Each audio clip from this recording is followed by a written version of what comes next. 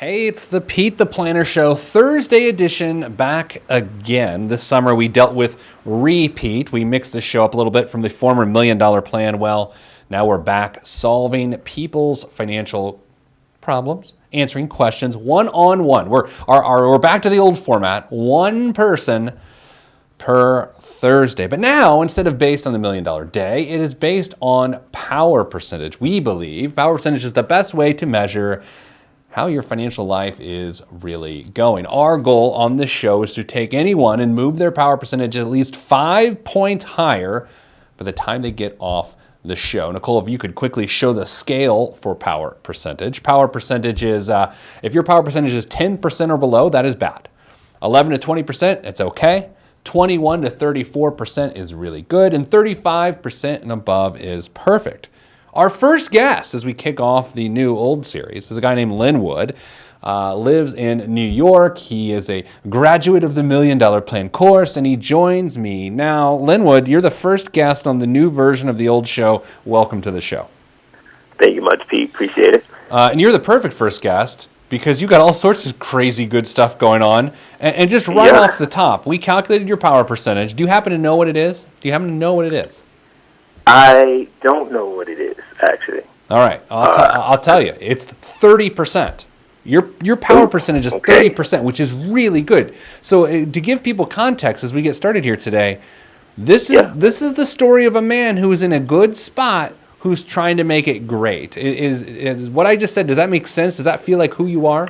Basically, that's it in a nutshell. All right, where are you at? Tell me what's going on with your life.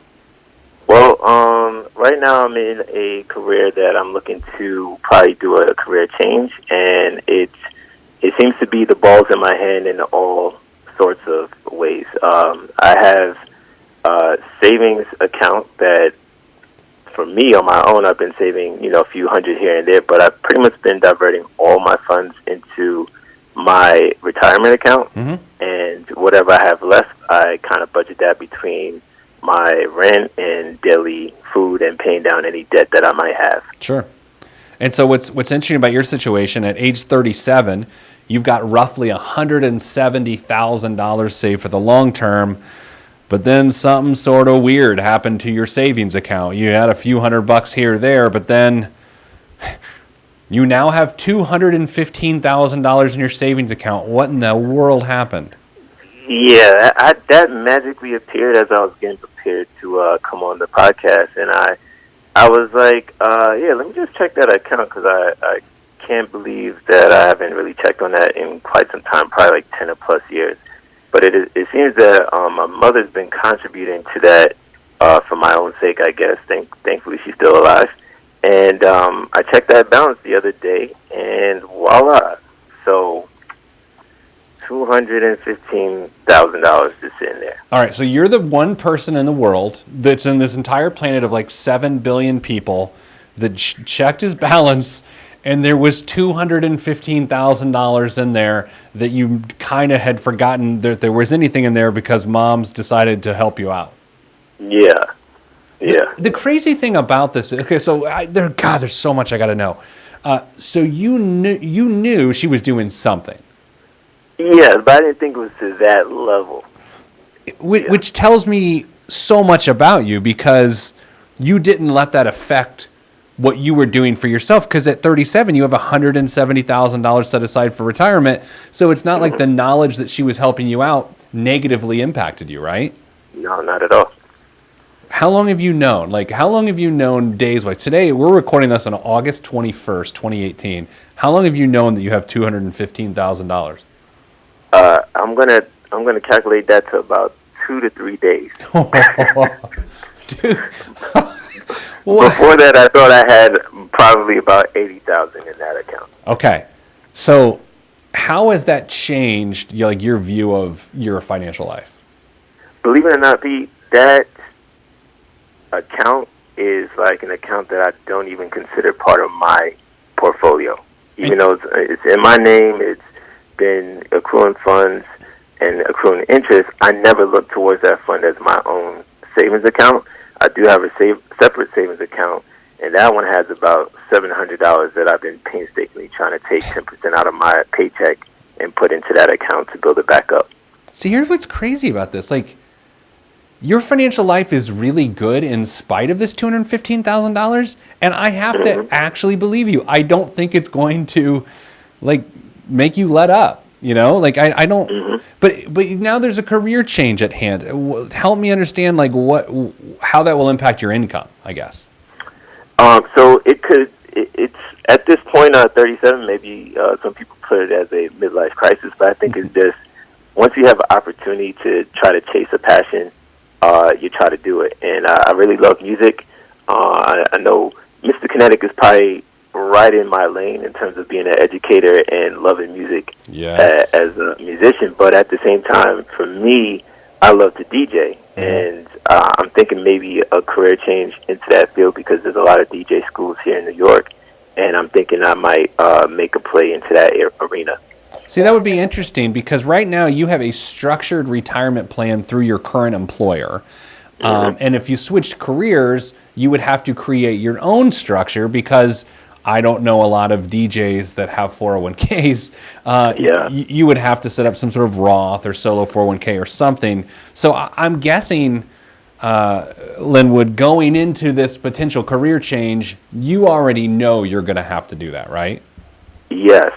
In fact, I'm prepared for that because before I hopped into this current career, 4 years ago, I was actually working in the music industry, and there is no such thing as a steady paycheck in that one. So it's like being a contractor and hoping that all your efforts brought in whatever funds. So during that time, I used to put about $50 to $100 into my Roth IRA, and so I haven't contributed to it since then because I've gotten the 401k or 403b in education.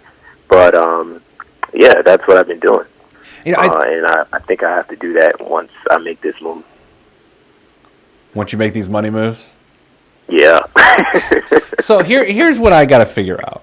Like, and this is why you're the perfect first guest of sort of the new format, the new old format as we're calling it. Because as long as your power percentage stays high, the income doesn't particularly matter because it's what you do with your income that matters, not necessarily the level of your income. So you make $68,000 a year now. I mean, do you have a reasonable estimate of what you think you would earn if you change careers? I would say well, of course, I'm going to try to push to maintain that level, but I would think that if anything, I'll probably take a hit of about $15,000 to that salary part. And so what would that change? I mean, obviously you split your money between trying to pay off some little debts here and there and living and eating and like, what would you do? I mean, honestly, right now, I've been like going so hard on credit card debt and any kind of debt that I have. Luckily, I graduated without any debt from grad school, and I just only have credit card debt for as long as I've known, and I've paid well, I still have my car. I bought that back in like 2007, and I paid that off for 3 years, and that was the last time I made a car purchase. So I've really not had too much debt. It was just recently in the last maybe 10 months that I was just going crazy with the credit card, and luckily I've been able to pay that down. So now I only have about $150 worth of credit card debt at this time. See, here's what's crazy about all this. I don't know why I have so many friends that are DJs. For someone as uncool as me, it's completely inconsistent with my character. But I have all these friends that are DJs, and one of them, he is like the OG DJ of like of where I live. Like, he is well respected as a business person. I mean, he started a DJ school, and it's like, here's the thing about this guy. Everyone sort of in the world sort of knows what DJs make. It can be inconsistent. It's not the best wage. The dude is balling. Like, he's killing it because he's so smart with his money. And I think when I look at your situation, Lynwood, that's what I think of. I think you have the fundamentals to understand how a financial life works. Like, so this idea of, well, I'm going to be DJ, so that means I have to resign myself to this vow of poverty or whatever. Hopefully you don't feel that way, because it's really about what you do with the money, and that's what makes me excited about your situation. Yeah. The thing that really concerns me is this independent life of renting or hopefully a home ownership eventually in the future. It's like you just, like, even right now, one check goes completely to rent, and one check goes completely to all the other needs, from utilities to saving to all the other stuff. And it was tough at first, and that's kind of like what put me in debt. But now that everything is cleared up, I see no limits at this point. So I think you're exactly right. I think it's just me. I worry so much that I might lose it all. If that makes sense. Yeah, but you've got the structure. Like, so you have an $1,159 a month rent payment as it stands now. Or do you live on your own, or you got a roommate? Roommates in New York City. Yeah. Are you in Manhattan, or what? You're not in Manhattan. I'm in the new Manhattan, which I call Brooklyn. Yeah. But I've lived here all my life, but Brooklyn is not the same Brooklyn, and it's probably going to have skyscrapers by the time I'm dead. Yeah, well. So the other thing is, if you're going to be a DJ, it's not like you're going to have 2 paychecks a month. You're going to be out hustling, so you're going to have you could have 2 to 3 paychecks a week, right? Yeah. That's going to be weird. Do you think you can? That's a dumb question. But do you think you can handle that? Because that's a weird thing, the frequency thing. It is, I think, but my previous job prepared me for that life.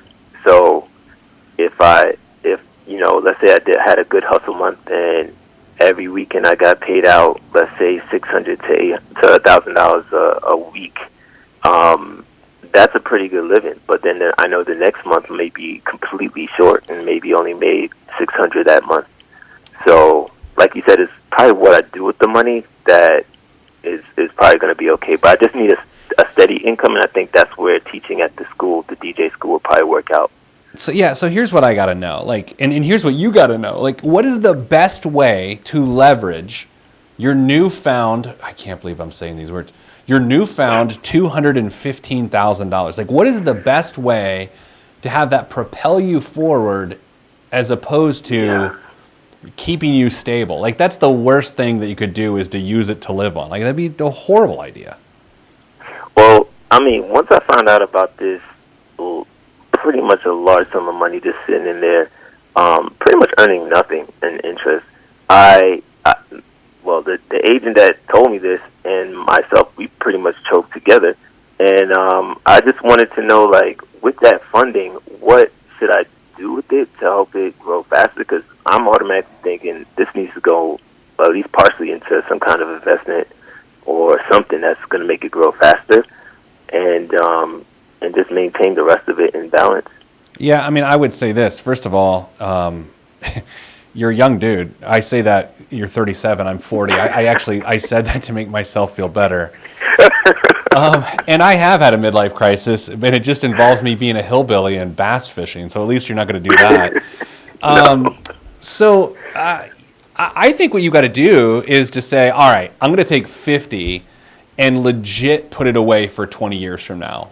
Something like 50 being a placeholder, and saying, I'm going to put this in a balanced market instrument. I'm going to put it in a robo-advisor. I'm going to put it in betterment.com or something like that, where it just goes away and you ignore it even more for 15 to 20 years. Then you probably want 50 of it to legit be your emergency backup plan. And then the other 100, I don't know, maybe that's where you start to tiptoe into New York real estate, if that's conceivable based on what your income is. And by the way, and I can't leave you, or not that we're leaving right now, without saying the idea of, if you're going to be a DJ and you're going to go try to get funding for a real estate purchase, that's probably not great on a loan application. No offense. Yeah. I get it. I get it. Yeah.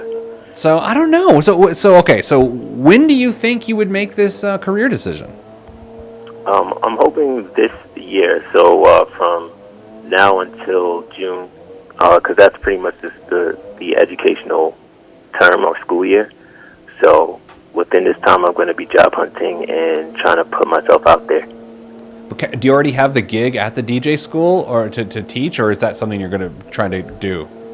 Try to do, because I have some networks there already. So I'm going to try to leverage those networks and see if they have any opportunities there, or if they've heard of things in the area. Yeah, so this is interesting. Again, you have stability, you have a great power percentage, and the way you know that you're making the right decision going forward is if your power percentage can stay around 30%, and if you can not tap into that 215 to make this dream happen. Like, I feel really good about it. I mean, do you feel good about this, or is it sort of just the natural apprehension of such a big change?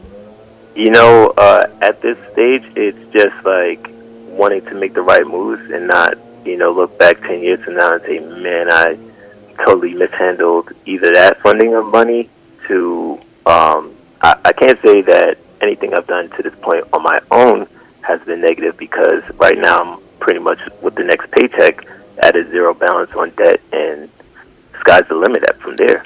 I would also say if you're going to be doing this over the next, 9-10 months, that really, why don't you start trying to live on what your projected income's going to be and just completely bank the rest? You know what I mean? Like, just start paying yourself starting next month after you pay off that debt, the salary you're going to have 10 months from now, and then it's not hard to do. You're not doing it cold turkey with all the other emotions and excitement that comes with a career change. Makes sense. And I probably shouldn't be doing any large purchases at this time then. What are you going to buy? I mean, what's a DJ need? Headphones and a cool jacket? Like, I don't know. Hey, maybe. But I was thinking more in terms of transportation, because my car pretty much gets me around to whatever gigs, and thankfully I don't have to, carry a huge, set of speakers in a truck, but I can actually pack everything in my car and go. So, but I was, my car is about 11 years old now at this point. Yeah. And I've been the only owner. It still runs good, 120 miles on it. So I don't know if maybe I should just take what I had left in that value of that car and maybe purchase something a little bit more, like a used car, but, probably like a 2015 something. I mean, possibly. Maybe what you do is you use the time frame between now and when you're going to bail on this gig, your current gig. Use that to aggressively save to pay cash for a newer car. Gotcha. I mean, that's crazy what I've just said. I mean, it's slightly unrealistic, but it's a heck of a lot better than taking on a payment when your income's about to go down, or liquidating some of your 215.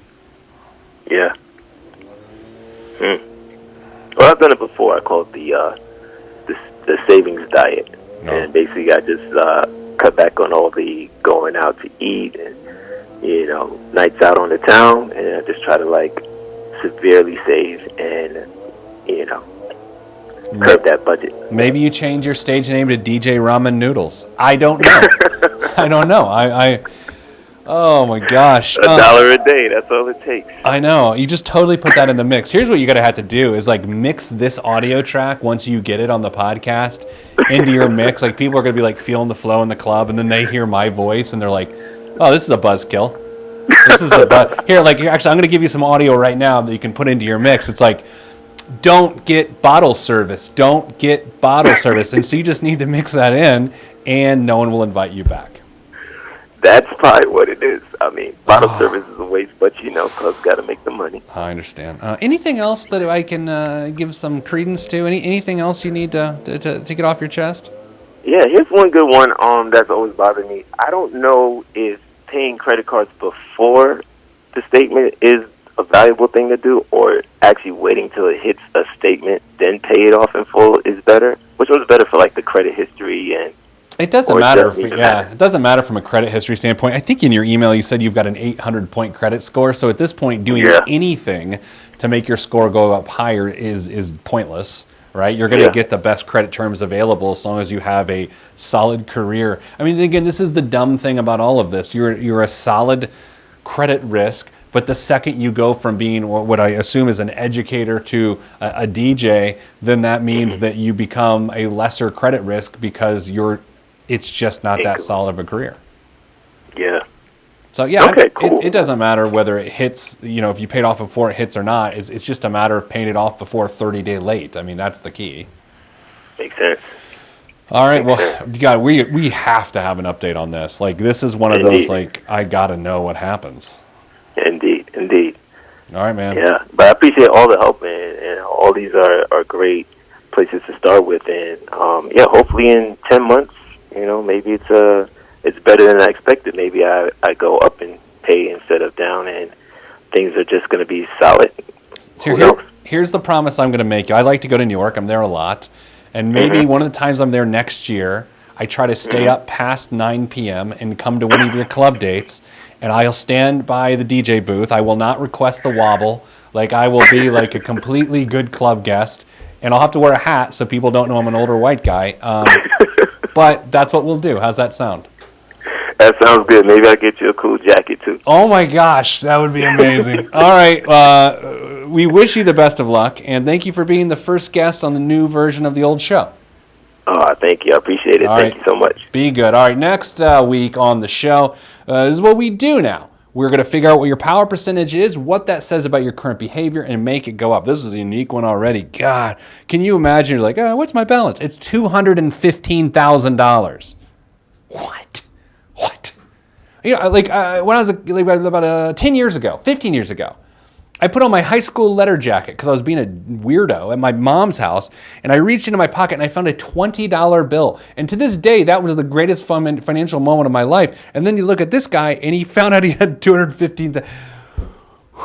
That's it. That's all the time I have for you this week. We'll see you next week here on the new version of the old version of the Pete the Planner Show.